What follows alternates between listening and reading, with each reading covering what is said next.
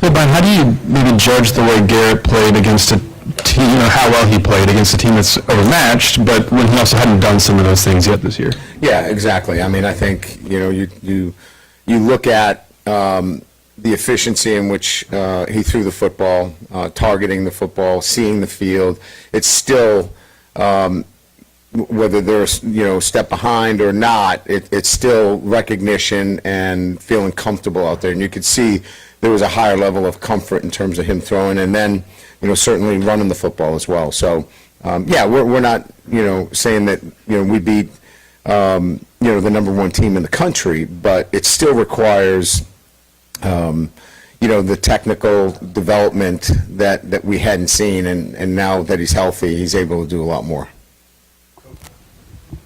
Coach, how do you think Jawan Johnson's decisiveness as a runner has helped him? How do you think his experience at quarterback has helped his decisiveness as a runner? I just think he sees the game really well. I think his natural instincts took over at that position, and I think we all saw the same things. Very impressed with the way he played, the way he ran, catches the football, does a lot of really good things for us. He's a really good football player, and we knew that, right? I think we all knew about him coming out of high school in terms of what he could do, and we saw a glimpse of that tonight.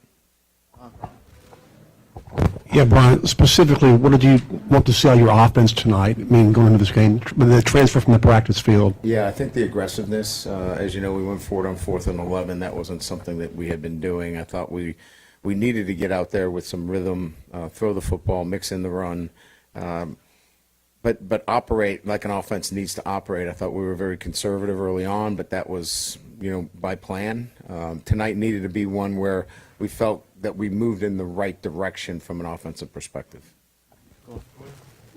What'd you think of Garrett's accuracy, zip on the ball, and just his mechanics? They were so much smoother.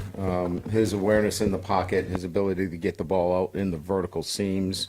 Very easily could have hit a post for a touchdown. A couple of them were challenging catches. I think we only had one ball really that we didn't hook up with Nick Anderson on a comeback to the field, and they weren't on the same page. Other than that, I thought his ball placement was really good.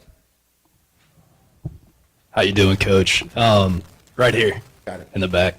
Bauer Sharp, I thought he had a great game. Actually started his college career off at Southeastern, then wound up at Oklahoma, now at LSU. How have you seen his leadership really transpire on this football team? Yeah, I mean, I think we all hear this quite a bit. I think the really good players affect others around him, and his energy, his passion for the game brings up others around him. Nice to see him catch the football. We thought we would get a chance to get it to the tight end, and certainly we found him in some big situations. I think our third down conversion was 9 of 14, and he was targeted on some of those. But he obviously starting at Southeast Louisiana, this was a big game. He was one of our game day captains, and he was excited to play in it. Coach, our first time seeing Michael Van Buren on the field this year, him and Garrett tonight, they spread out the ball. You had 7 different Tigers hit the end zone. What can you say about decision-making and just maybe your offense turning a page this year? Yeah, I was pleased with Mike tonight. I thought there was a couple of zone reads that, if I want to be really critical, but I thought he threw it on really good tempo and balance. Ball came out on time. I thought, from my perspective, for kid that hadn't played and hadn't got much time since last year, I thought he came in and you can see the talent that you have at that position. Ryan, you talked a lot about confidence in the past. What does a game like this do for the confidence of not only your offense but your defense as well?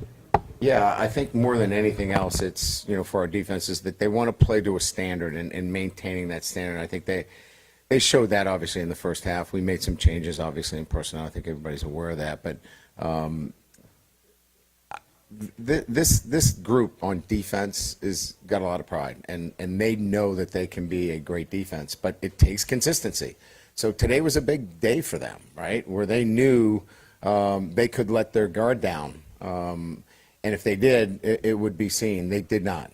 They came and were mature about the way they practiced this week, and you could see it on the field. In short yardage situations, y'all went under center quite a bit. What was kind of the thinking into that this week, and is that something that can be expected to be seen moving forward? Yeah, How do you like it? You like the winter Sunday? Didn't know if it was a second question coming there. Yeah, I just think that, from what we're trying to do from an offensive perspective is that we want to strike on a wide front with that run game. And sometimes if you're in the pistol or if you're in shotgun, it's hard to hit the C gap and bounce things out. And I think direct snap gives us a lot more variety to the run game.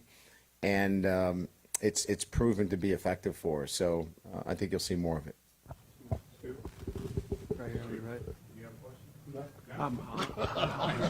Just wanted to say If he doesn't have a question, we don't have to add any more. I could leave right Okay. now. That'd be nice. I got one right here. Another game, another targeting call, another conversation with an official. See, I knew you were going to set me up for this. You were just waiting. You were just trying to get something to get me. No, just, How am I doing? I'm doing so calm and collected. Man, and then you throw that one out. Look, I don't know what to say anymore. It's an offensive lineman who we don't work any time with tackling. And it was a runner, and he might not have had the best form on the play, but he wasn't looking to target or knock somebody out of the game. He was trying to hold on for dear life. I just don't know why we can't figure this out. We can't do it right now. I get it. But at the end of the year, this has got to be addressed. And I know what I'm going to get hit with. Well, if we do that, then targeting's head injuries are going to rise. And I just think that that's, an easy way out of this conversation. Yeah, it's going to take a hard decision that a runner in that situation, it's incidental contact. And if you want to give him a 15-yard penalty, go ahead. But to throw him out of the game, obviously I'm not on that side of it.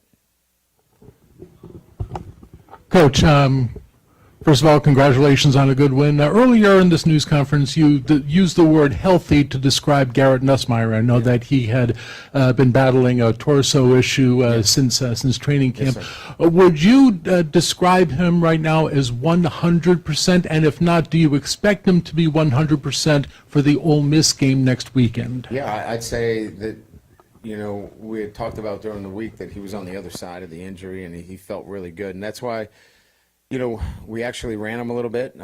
He felt good running the football. And we knew during the week that he was healthy just by the way he was throwing the football. So, yeah, I would say that that's the version that you'll get the rest of the year. You guys rotated quite a bit on the offensive line Yes, we today did. with Cohen and Karius Kern, DJ Chester. Just what did you like about some of the guys that were able to rotate in? And We're play? just trying to create a new line of scrimmage, and we're very demanding with that group in terms of creating a new line of scrimmage. And, we're evaluating our offensive linemen after contact. I mean, it's easy to line up. You shouldn't jump offside. You need to stay locked in. You need to know who to get and how to get them. But at the offensive line, there's contact. What are you doing after contact? And that was a big point of emphasis today. We were giving guys an opportunity to show us how well that they were going to play after initial contact. I got two if I could. Coach, I noticed Caden Durham limped a little bit Yeah. at the end of the second quarter off Yeah. the field. Is he doing okay? Yeah, we'll find out. We'll get an MRI. The first I heard was an ankle sprain, but we like to check those things out. So we'll get probably an MRI and make sure everything's good, or a full scan tomorrow, and then we'll have a better report on him. Thank you. And then red zone 6 of 6, fourth down 3 of 3, and then very efficient on third down as well. Just what was different about the execution and the key moments in this game today? Yeah, that's what we were looking to do offensively. If there were some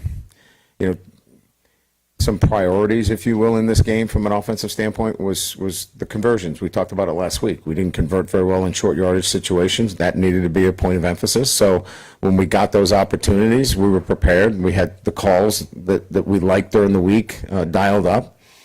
And we wanted to get into some fourth down situations because invariably you're going to have these. We didn't do that in the first 3 games. So we needed these opportunities. This game was a really good opportunity for us to sharpen up in those areas that we're going to need moving forward. Coach, Juwan Johnson led the team in carries tonight. Is that something we should expect more moving forward, or was it more matchup-based tonight? No, I don't think it was a matchup. I think, he was in the rotation. And Coach Wilson likes to go with a hot hand. If he sees a couple of really good runs and he likes the way that player is running, they may get a few more carries. So I don't know that I would read too much into it, other than he's a valuable player for us, and he'll be part of our rotation. Good, thank you.